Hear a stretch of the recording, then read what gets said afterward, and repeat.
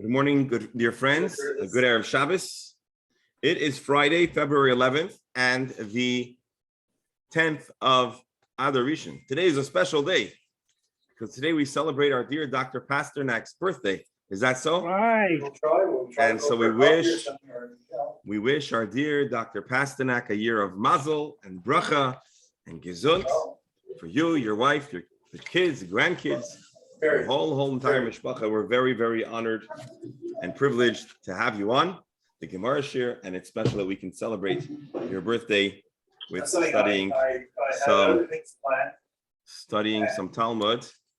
And so let's dedicate today's study especially to honor our dear doctor's birthday. Again, wishing you many more healthy and happy, nachas-filled years, and hopefully you'll be contagious with the brachas will be contagious, and we should all merit to see Hashem's beautiful brachas for health and happiness. And so that is that. So as we give one more minute for those to arrive, just to remind everyone we started a new chapter, Perek Haboina, and it's going through a variety of melachis and their sub-melachis, and sometimes it's not quite so simple to know. We know certain practices are prohibited, but we don't necessarily know what the legal definition for our legal people. We don't have any lawyers on here. Which statute, if you will, is under which statute or under which legal. Anyways, so different malachis are a little bit vague, as we saw yesterday. Certain activities can seemingly fall under multiple malachis. And so we brought three instances yesterday of prohibited acts that are connected to the construction process to Boina, but not perfectly obvious that they are acts of construction. What they are perfectly obvious, or what is quite certain, is that they represent the conclusion of the creative process. Now, the final step of the creative process is prohibited on Shabbos, and we call it makeh b'patish, the hit of the hammer, because certain, we'll see more in detail, but certain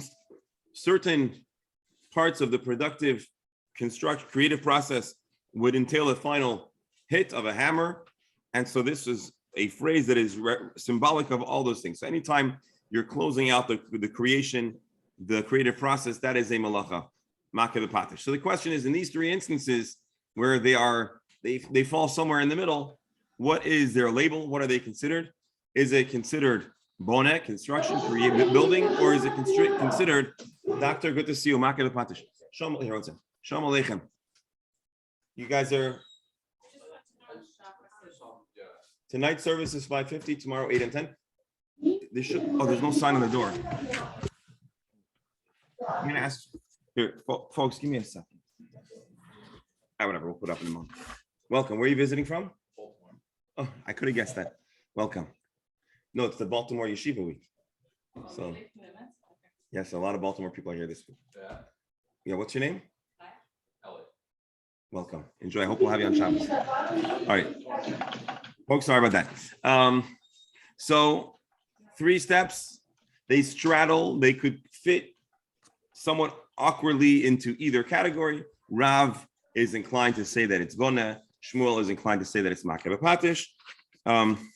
Rav comfortably expands what can be labeled boina to include even things that are not typical or obvious boina, but if you think about it, they do represent building. Shmuel apparently is not so comfortable with these ambiguous, vague, and distant associations with boina, and therefore he'll call it makeh b'patish. Some instances of the 3 are more obviously one, some more obviously the other, and for that reason, all 3 items need to be listed. Good morning, good Erev Shabbos, dear doctor. And now let us share the screen. And with Hashem's help, we are going to finish off the segment of the Talmud discussing boneh and its subcategories. And then we'll start another Mishnah, which is going to talk about another related series of melachot. Again, the next Mishnah, which we're going to start in a few minutes, is all about plowing and related subjects. And we'll discuss then how we move or why we move from boneh to choresh, and we'll see there's something very strongly in common between the two. So here we go. Bo Yemine, Rav Nosson bar Oishia, Rav Yochanan. Rav Nosson bar Oishia inquired of Rabbi Yochanan. I'm going to hit mute all, but we'll please unmute for questions, comments.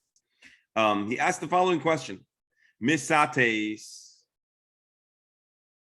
the work that the craftsman does on the rock to finish it off, to chisel out, either to make it fit and ready for to be deployed in construction, or possibly, if we should apply Tosfos's earlier interpretation, maybe it's the aesthetic finishes. Either way, what is the malacha? Asks Rav Nosson to Rabbi Yochanan. Misates mishamai mechayiv. Ach v'lei biyadei mishum makeh bepatish. He made a hand motion that indicated the strike of a hammer. It's a shame Dr. Hammer's not here. The whole discussion is all about the hammer.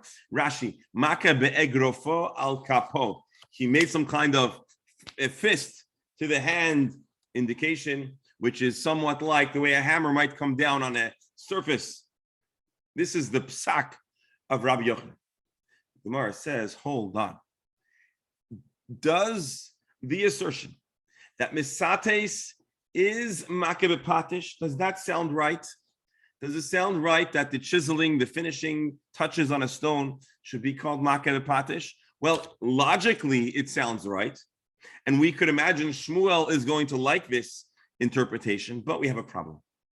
Take a look at the Mishnah that triggered this whole discussion. What does the Mishnah say? Hamisates v'hamakeh bepatish. He goes through a variety of categories of items that are prohibited, and he enumerates misates next to makeh bepatish. If they are two different items on a list, well, then they're not going to be synonymous. If there are two items on a list, we're not going to say that the malacha of misates is makeh bepatish, because otherwise you wouldn't need to say makeh bepatish and misates. So the Gemara answers, actually make a minor revision. Ema hamisates hamakeh bepatish. Read it when you hammer out your rock, which indeed is makeh bepatish. And so a minor revision, deleting the vav, makes it from an apparent contradiction to the most gishmake indication that is so, that the work that a person does with a chisel, a pickaxe, on a rock, to perfect it for use, finishing it off, making it ready to be sent to the construction site or to Bed Bath and Beyond or whatever, or Home Depot. Well, that is makeh bepatish. Rashi Yohachi Kamar. Hamisates, a person who uses the pickaxe, a chisel, out the rock. Shehu chayiv mishum makeh bepatish. He's chayiv because of makeh bepatish. And so now we have Rabbi. How can they just change and say, well, let's read it this way?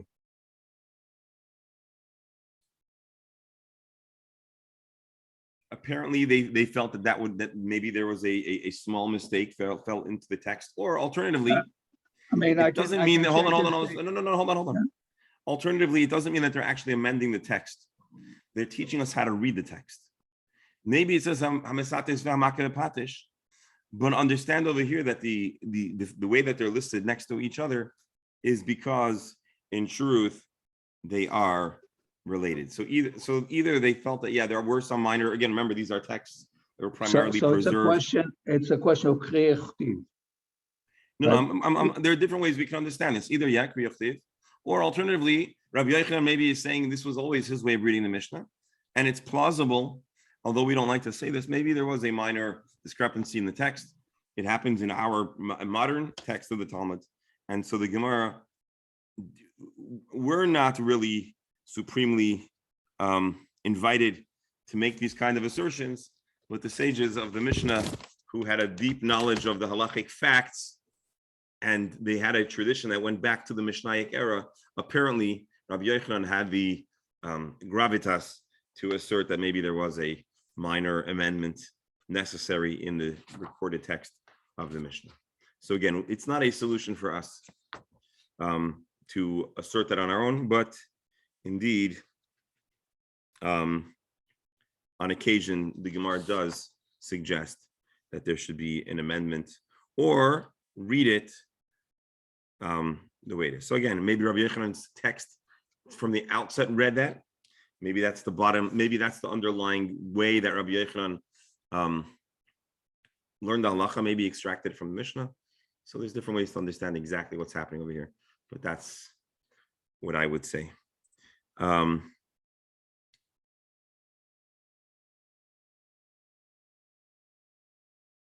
There we go. So that's this next question. So again, on the question of Hamesates, the Mishnah sounds initially to be a problem, but ultimately that very text with a careful reading and re-examination not only doesn't contradict it, but becomes a supportive text. What I want to see is if the commentaries and the Mishnah themselves quote this Gemara in practice.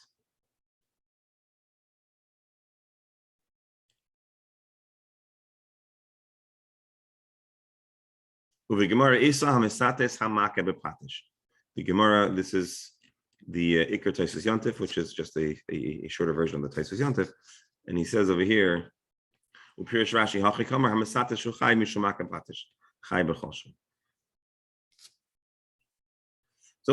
anyways, there you have it. Other comments, we can look at the, he says the same.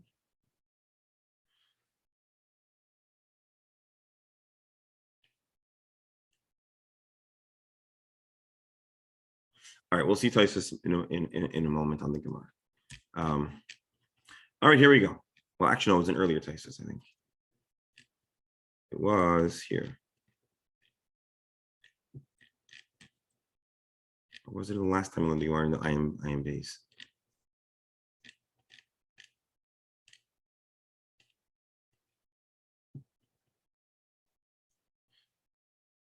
Yeah.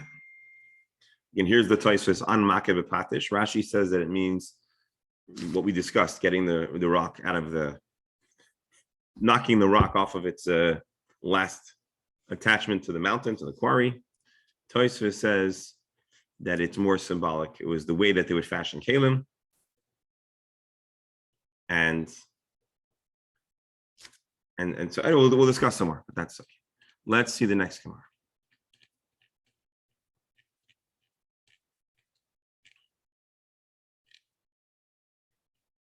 Tashema. Let's figure out once and for all. Let's figure out once and for all the deal about if malachas are connected, certain malachas are connected to Makeh B'Patish versus boina. So as you recall, Rav and Shmuel had a machlokes, right? Rav was always prone to saying that Rav says misates is boina. Shmuel says misates is Makeh B'Patish. Who does Rabbi Yochanan seem to confirm, or affirm, I should say? Who does Rabbi Yochanan agree with? Rabbi Yochanan says that misates is Makeh B'Patish. This is consistent with Shmuel's interpretation. So we have again a machlokes Rav and Shmuel about if misates is meaning this chiseling of the rock, if it's Makeh B'Patish or boina. Again, Rav says boina, Shmuel says Makeh B'Patish. Rabbi Yochanan here strongly embraces or has a similar view to Shmuel saying Makeh B'Patish. So now let's figure this out. Tashem.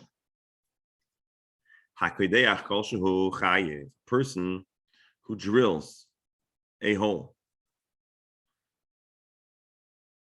I have a feeling the way they drilled holes back then may have been different, but the principle, result, and use would have been the same.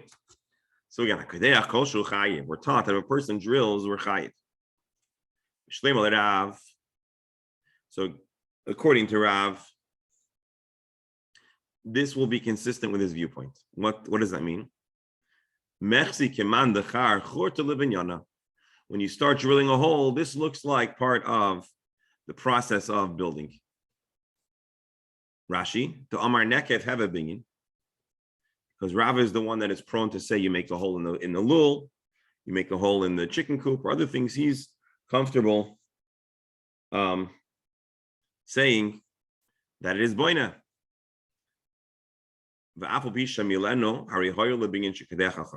And even though ultimately this hole will be filled up, because it's part of the building process, therefore you should be chayiv. And this is consistent with the Rav's viewpoint. Again, even something that's not 100% a textbook act of building of boina can be considered boina.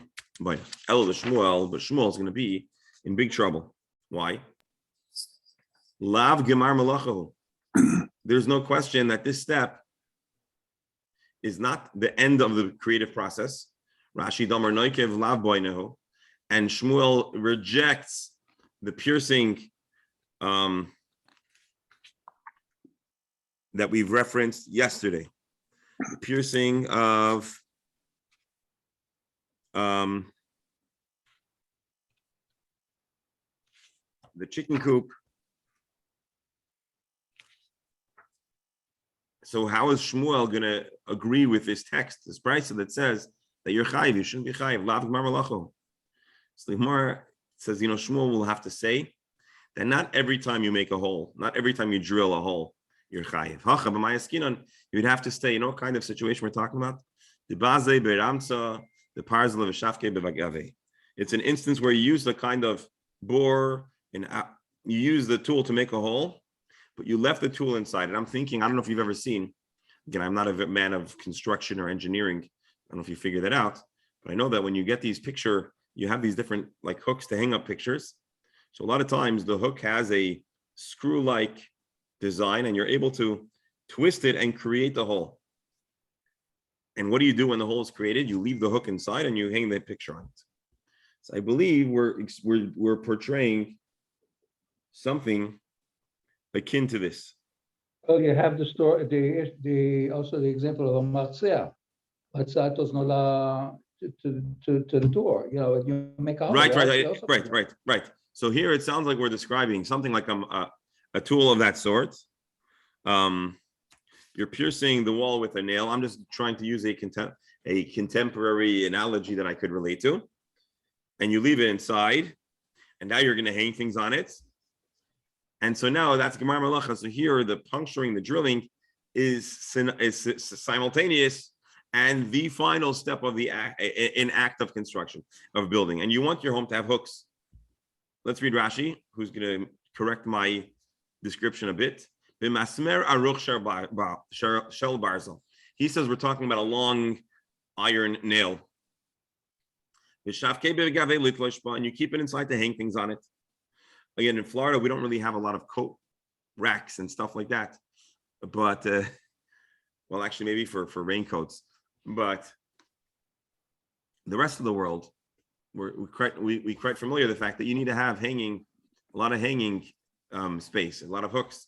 So maybe it's for hanging, maybe it's for a picture, whatever it is. Again, I don't think they had many photos. They certainly didn't have family photographs back then. So now our Gemara is making a certain assumption that the hole made in the chicken's coop is similar to the general issue of making a hole. Tosfos says that we can read Rav's mind. Tosfos says the Gemara chooses to read Rav's mind. And although the scenario we discussed was making a hole in a chicken coop, we can understand more broadly that the act of making a hole is somewhat similar to boina, but not 100% the common way you'd imagine boina, and therefore this works for this discussion. So again, just to recap, we have a shaila, a machloikes, about if we're inclined to say boina or we're inclined to say makeh b'patish, if you're inclined to label the acts that are somewhere in the middle as construction or as the end process, the end step of the creative process. Each of the three scenarios the Gemara brought were the final step, which is why you can easily say you're either chayiv for boina or you're chayiv for makeh b'patish. Shmuel, who wants to say makeh b'patish, isn't comfortable creating such a big stretch to call something that's nominally akin to building to call it boina, and he would probably say that you're potter. If that's the case, we have a problem, because there's another brisa that says that drilling a hole or making a hole, you're chayiv, but typically making a hole is not the end of the creative process. So you cannot employ makeh b'patish to such a scenario, which initially sounds like a raya, sounds like a proof to support Rav, who says, I'm comfortable with a tangential or a nominally similar to boina situation and calling it building. Again, putting a hook in the wall is not quite, or drilling a hole is not really building. It's a small step, which maybe is so minute, it's not considered boina. The Gemara answers that this is actually not support for Rav versus Shmuel, because Rav could also say that there are situations, there are circumstances where the hole drilled is also the end of the process. For example, when you need it as a hook, so then that would also be considered makeh b'patish. That's how I understand the Gemara. Any thoughts, comments, perspectives, questions? Rabbi, Yes. why don't we have a general principle that you don't do things on Shabbos that improve things? Correct. So why don't we just rely on that, and then maybe someone would say making a hole is not improving. Maybe that's what's going on in the background. No, but I mean, I hear you. It is an interesting question, but that's certainly not our question here. Making a hole in a precise manner is certainly with the desire and the intention of improvement. Our question here is simply, is that enough of an act to be called boina? Rav is going to say absolutely. Shmuel would yet probably not be so comfortable to call something like making a little hole. That's not boina. It might be facilitation of boina, but that's not boina. And that's what our Gemara is asking. Do we have Shmuel in a headlock? And Shmuel defends himself and says, no, sometimes drilling, sometimes making a hole actually is makeh b'patish. That is clearly the issue. That's the discussion of our Gemara.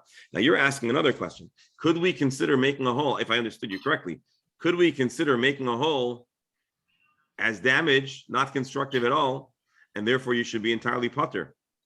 That's a good question when someone makes a hole that's not constructive. And why are you making a hole if it's not constructive? Rebel, why are you, what other reason would there be to make a hole? I'm not saying there isn't a reason. I just want to hear your No, thoughts. I think that question arises in several other places. Now what? Explain. I don't recall. No. We're gonna talk soon. We are gonna talk very soon about demolition. And I think that's really what you're getting at. You're getting at, how do we view destroying something? Is there a reason why it might be constructive or not? So you're correct. The Gemara in the next few... Sometimes you need to make a hole to relieve pressure. But why don't we look at a hole as far as the final intent of it? If the end result is constructive to whatever you want to accomplish, then it should be boning. Well, there's a difference between constructive and construction. I understand. Well, when you do construction, you intend on being constructive. Right. So that is essentially our question. Doctor, speaking as a dentist, to put in a cavity, you have to make a bigger hole before you fill it. Exactly. I suppose sometimes destructive becomes constructive. So we could say that is possibly and plausibly our debate here. Rebbe Nachum, you are taking the position of Rav, which is, hold on, why else are you making this hole if not to put a screw to attach a bolt, which is going to be part of some kind of mechanism that's going to be part of the structure? And so Rav says, yeah, that's boina. But Shmuel says, no. Boina is whatever it is, laying a row of bricks, doing something that's clearly an act, something that's so minuscule like a hole. In isolation, that's zero. It's not even 1%. That's not even 1% of the project. The hole is not, is so far removed from construction. Yeah, you need a hole for construction, but do you call that construction? Again, I think we have different ways to really try to parse, and this was Professor's question yesterday. We have different ways to parse and understand the crux of the debate between Rav and Shmuel, but I think that is something to this effect is the debate. How broadly are we willing to apply the label boina?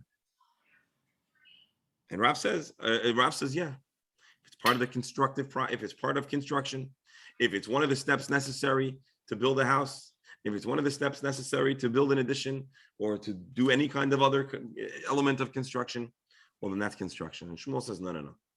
We're going to have to find a better and more immediately relatable late tag. And it sounds like Shmuel would actually say that you're exempt if you're just drilling a hole to install something later on. Shmuel would probably say, I'm not saying with certainty, but Shmuel would probably say, yeah, you're potter.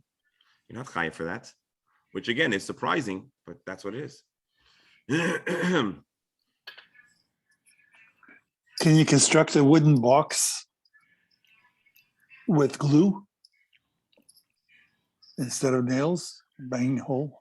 I mean, certainly the answer is no. The question is it biblical or rabbinic?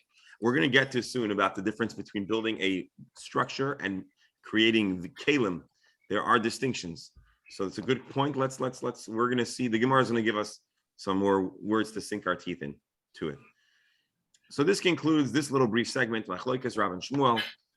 Sometimes the Machlokas is pretty simple and straightforward.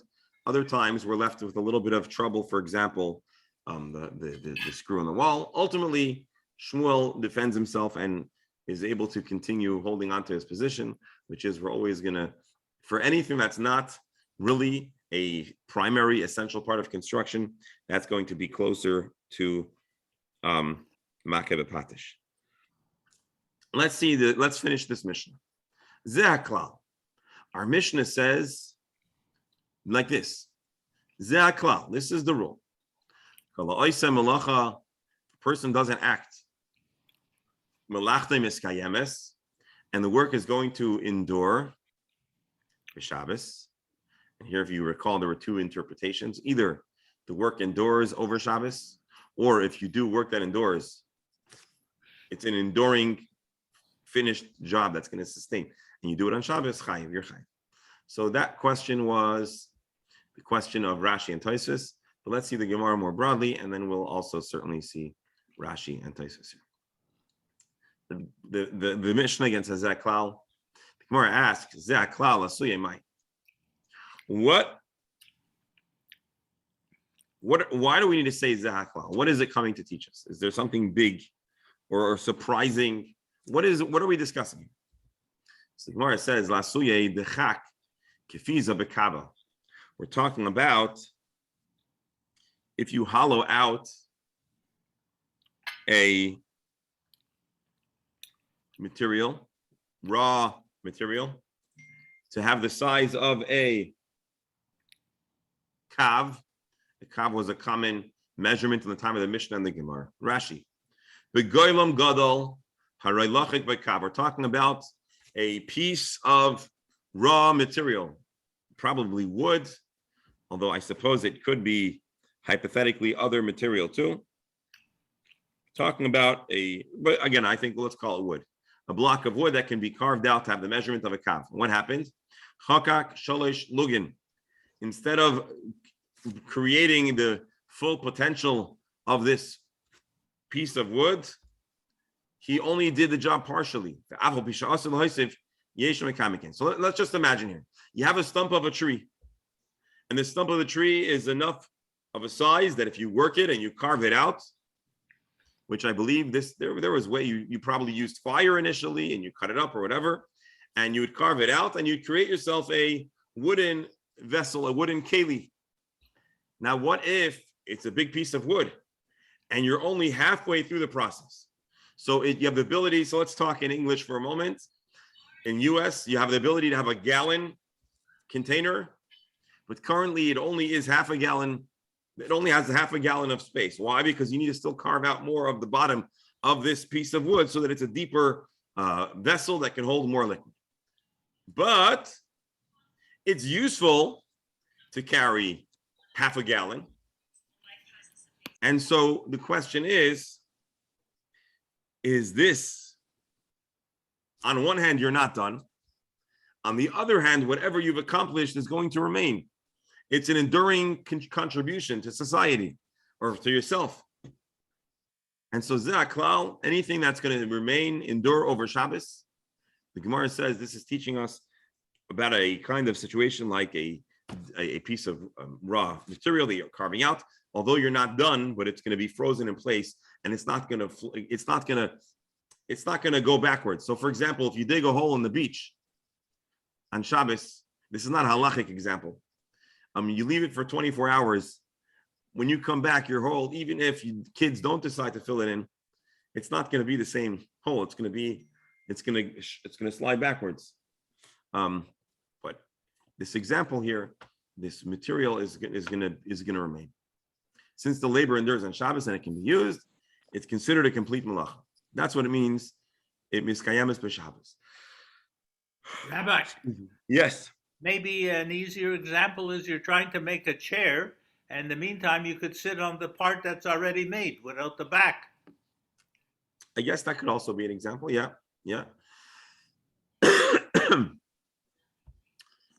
So, Rebel, the question that you're really asking, and I don't think we have time to examine it, is what is the diuk of this example? Why don't we bring your example? Is there something special about the example the Gemara brought? So you're asking a good question. I will tell you, here, this is the Rashba here, quotes Rashi. We're talking about that you carved out the depth of, you're halfway through the job, it's functional as is, but you intend to do more. But it endures, malachtoi, his work endures. The Rashba quotes another pshat, which will make us think, but let's not let it throw us off. He says very differently. Kigoin she'asa simin leda hecha duchta de kafiza. You're talking about that he made a mark in the vessel to show you like a measuring. He partially created a measuring cup.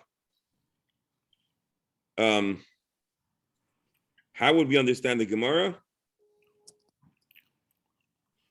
I'm not sure. We need to work this through, not now, but just to show you that there are other ways to learn this Gemara. But again, to make sense of this, we'll have to go back to the top and reassess the Gemara. So suffice it to say, the Gemara teaches us Ze'aklal, when we're talking about that in enduring work, it means, for example, you did half the job, but that half the job is going to endure.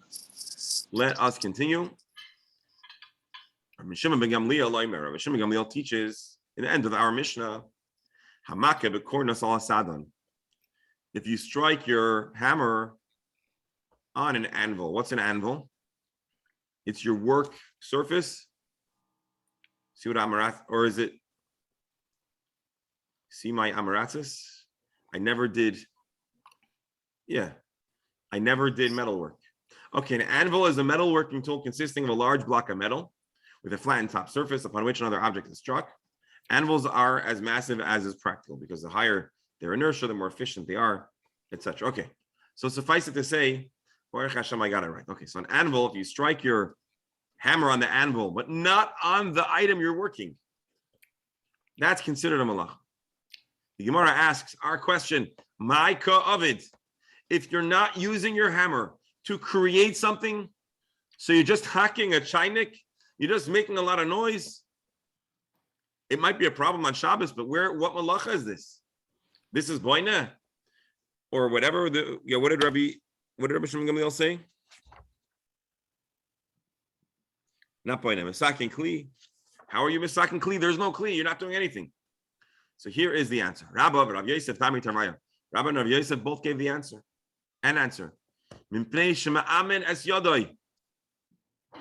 He is assessing and training his hand to have the correct clap, to have the correct bang of the hammer. Now, apparently, being a smith and working with metals, it was not as simple as hitting the hammer as hard as possible. There's a lot of precision, velocity, weight, etc. Rashi, mergilim The person prepares himself to do a hakah, to do the right type of hitting for this type of material, for this particular job. We might say, pardon the sports analogies, but I've watched once or twice a person play golf, and before they give the makah b'patish, before they swing and hit the ball, hopefully close enough to the hole as possible, well, they're ma'amin es yodam. They train themselves to make sure that they have the right swing and the right technique and the right. Yes. Let me ask you a question. What about a gabbai on Shabbos giving a clap on the tish? Is that considered makah b'patish? And what about if he used a gavel to do that? If it hurts his hand? Only if he has a I'll hammer. tell you. Hold on. Only if he has a hammer. It's not makah b'patish because there's no not construction. It's not misakin kli. Well, it's because you're not being construction misakin over kli. here also. There's hold on. But that hachana is not for anything. He also he develops a right clap. I hear you. Rabbi, If he's if he's a blacksmith, they could be checking the hammer also. You have different size hammers. He's trying to see which one he needs. There's lots of Doctor, I think what you're really getting at is another question, which is there's an issue with making music and making sounds, lest you come to fix your instrument. So there is an interesting shaila about if and how and why could a person clap on the tish. But certainly that would not be connected to this discussion. Although you're asking the Gemara's question. The Gemara is saying hitting your hammer on the anvil is like a gabbai clapping in shul. There's no malacha, there's no keli. So I guess that you're explaining the question. And so they say, Amin Yadav. And I think this makes sense. Again, to reiterate, if you're working metals, there are different types of materials. You have different end products and you have different hammers. And so before you give a clap on the material that you're working on, you want to get yourself familiar with the technique and with the height and the weight and the situation. Again, just like I said, like perhaps like a golfer, or maybe like in baseball also, right? The batter, before he takes a swing, before the pitch, he gives himself he warms up, he gets himself comfortable with the keli. And so he's ma'amin es yadav. Well, Rabbi, yes. Not using a sports analogy, the concept of training is a very broad concept. Like you might extend this concept by saying that if a cook picks up a pot and moves it from one place to another, he trains his hand to make sure he doesn't spill anything, or any other activity that you wouldn't view as a work on Shabbos, you might view as training for this activity during the workday. Right. So the Gemara's discussion here. How far can we are allowed to take this concept, or should we limit it just to an anvil? So I want to clarify, because I realize my analogy might have introduced more confusion than clarity. The Gemara here has no problem. Again, the Gemara here, I'm not saying that it's okay. The Gemara here has no problem with a person training for a skilled task. The Gemara is asserting that part of the creative process is also smacking the anvil before you start. So a waiter practicing not spilling is not a problem, because being a waiter is not a problem. Mm-hmm. Even pardon me for saying this, baseball is probably not a malacha d'oraisa if you're within a stadium or a field. So practicing the swing is not a hachana or misaken kli. It's not an act of malacha. What's unique here, and by the way, the Gemara is not even going to accept this. So this is all a havamina. This is all an assertion that eventually will be challenged. But at this point, Rabbi Shimon ben Gamliel says when you hit with a hammer against the anvil, it's a problem. And Rabbi and Rabbi Yosef say, you know what the problem is? Although there's no material, there's no work, it's training. But it's training. The word training is wrong. It's not training. He's getting himself. It's a necessary step in the process of metal work. So ma'amin es yadav, all the word ma'amin usually means training. Here it means more than training. It means getting accustomed to the set of tools and materials that he's using that will ultimately create a kli which is prohibited on Shabbos. So I hope I clarified. Background noise, Rabbi. I don't know why. I'm going to hit mute all again, and then you'll unmute, and then we'll. So my example of the baseball or the golf was simply just to realize that sometimes the practice is an integral part of the implementation or the act itself. So just like in baseball, you're standing on the mound, you're ready to swing, and first you get yourself accustomed to the weight of the bat and the way that your body, and whatever. Or in golf, I suppose the same thing. Well, in smithing, that may be the same. The Gemara is going to ask a fantastic question. Kashu b'nei Rachba. Rachba, the sons of Rachba, ask a fantastic, compelling question. What's their question? Elameata, based on what you're saying, Chaza umanusa b'shabata ugmar. What about a person who's about to start working in the smith and all he's doing is observing? Observing too, learning is also part of creating. And so are you going to say that learning by watching is a malacha? A guy watching another person hit, let's say a Gentile who's allowed to, he's watching a Gentile smith work metal, that's a malacha? Now, I think we already know the answer. There's a big difference between studying something, at least because the way I explained Ma'am and Es Yadai, which is based on Rashi's explanation, I think we kind of provide a distinction between their question. Ma'am and Es Yadai is not just broadly getting familiar, but it's getting ready to do this work process.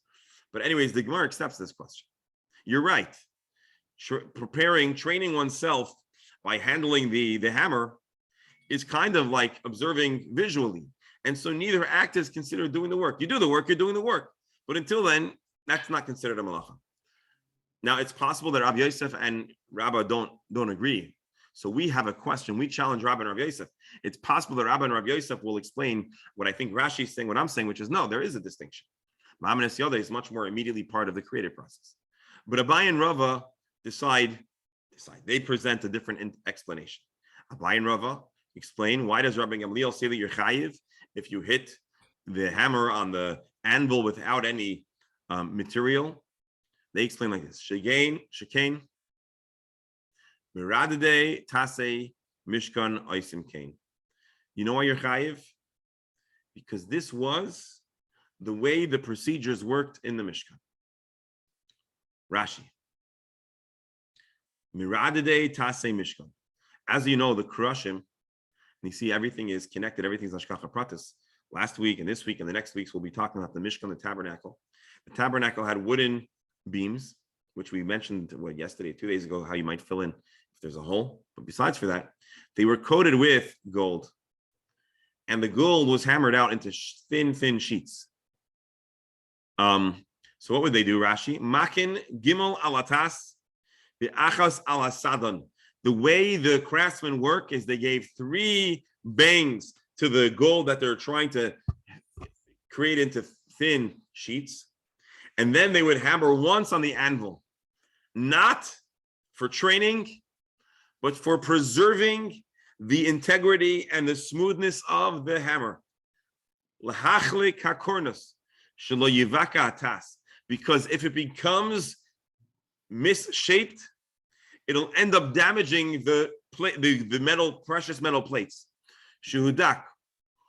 And you know what Rashi says? Rashi says something very interesting. Ubale matbeya bimkaimenu.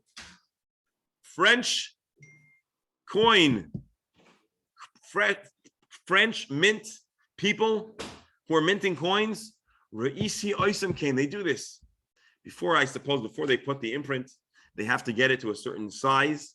And they would hit it, but they would also occasionally hit the hammer on a flat surface to keep it smooth, to avoid damaging the metal. And so therefore, this is an integral part of the actual construction and not just training and not just something else. Yes? Rabbi, with all due respect to Rashi, I'm allowed to ask, how does he know this 3 times? You're allowed to ask it. Rashi is pretty clear. He was not as in yeshivish, they say mufshat. He is not as spaced out and detached from reality as we might want to project on Rashi. Rashi was a person that was extremely with it. He engaged in commerce, right? And so No, Rashi was How, not how beyond. does he know Not only precisely that that, they hit 3 times, not 4 times? not only. Rashi it- was it probably says- standing in the mint and watching. No, Yeah, I'm he talking says so. about on the Mishkan. Forget Oh, about the 'cause- coins. Because we're going to quote a brisa that asserts that Rashi. This I Ah. think Rashi has a tradition. Dr. Stamler, I'm sorry. Go ahead. No, I'm fine. Thank you. So yeah, so Rashi had real world experience, and Rashi. It's interesting. Rashi doesn't always. On occasion, he does, but there's always a question. Authors, mechabrim, don't always give us a lot of biographical details. But here, Rashi gives us something very interesting, that he had an awareness of how coin minting worked. No, I'm not troubled. I'm not troubled by that. No, I understand. Now I understand. I wasn't responding to you. I was just pointing out how this is like a special moment in Rashi where he gives us a clue. So everybody would know what source he has to say that they hit 3 times and then once? I don't know, but I don't think that he has a source. Let's finish the Gemara and then we'll see. But this perturbs me a lot less than many other. I think he probably now became the source for everybody else who says it. Let me see if we can pull up any sources to this. The next guy will say Rashi said. Well, first of all, Rashi is a good authority. I'm sure he has a source. I mean, All right, so let's finish the Gemara, because we're at 11 o'clock, and then we'll see if there's other sources. Tanya Nami indeed a brisa says so. Rabban Shimon Gamliel says, a person who hits the hammer on his anvil, b'shas melacha, during his creative process, chayav, he's chayav shekain miradei tasei mishkan oisim kain. This is indeed what they did. And so, Beryl, your question is, how does Rashi know that it's 3 times?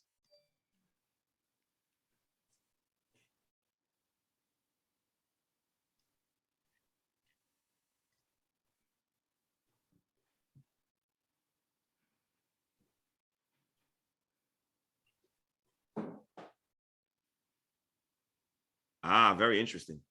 I explained to you the Gemara based on Rashi. I think based on Rashi, or at least the way I understood it, which is that Rabban and Rav Yosef, who give an answer that it was for training, and Abai and Rava say no, this is part of the constructive process itself. And I explained to you originally what Rabban and Rav Yosef say based on Rashi. And then I don't know if you noticed, I was a little flustered because the way I explained Rabban and Rav Yosef is very similar to what Abai and Rava say. And so I had a hard time making the case that they're arguing.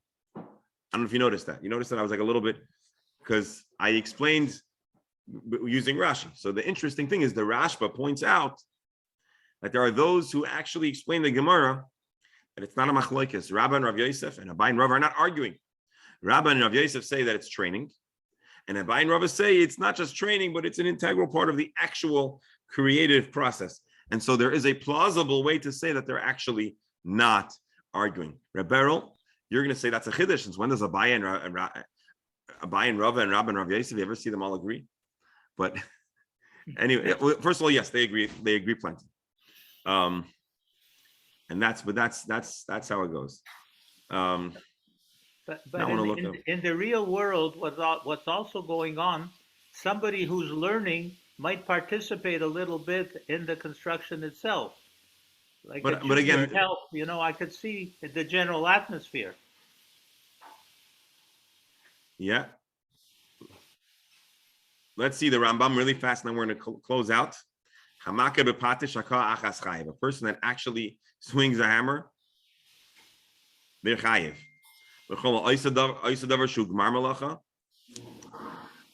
Okay, really, we'll have to revisit this Rambam again, because there's like a clear machlokes between Rashi and Tosfos with the exact nuanced definition of makeh b'patish. The Rambam is taking a more literal interpretation. Makeh b'patish is makeh b'patish. But anytime you do something that is the conclusion of the creative process, That's also an outgrowth of makeh b'patish. Ketzad, for example, if you blow the glass to be concluded, or you make designs, which we read in the Gemara earlier, or you puncture certain materials, this is makeh b'patish.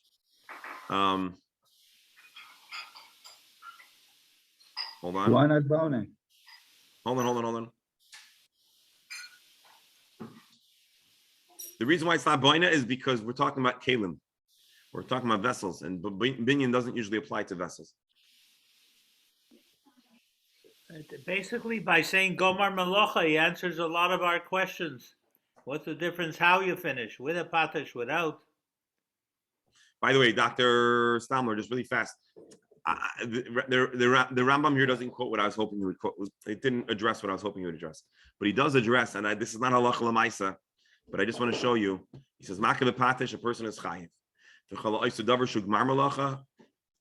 we just said, ketzad, hamanafeach, b'kli zechuches, vatzor b'kli tzura, afilu miktas atzura megar kol. No, I'm sorry, I'm reading the wrong text. Hagora kol shu, I'm attacking kli, be'ezeh davar shitaken chayiv. Fixing up something, doing the final step, one is chayiv.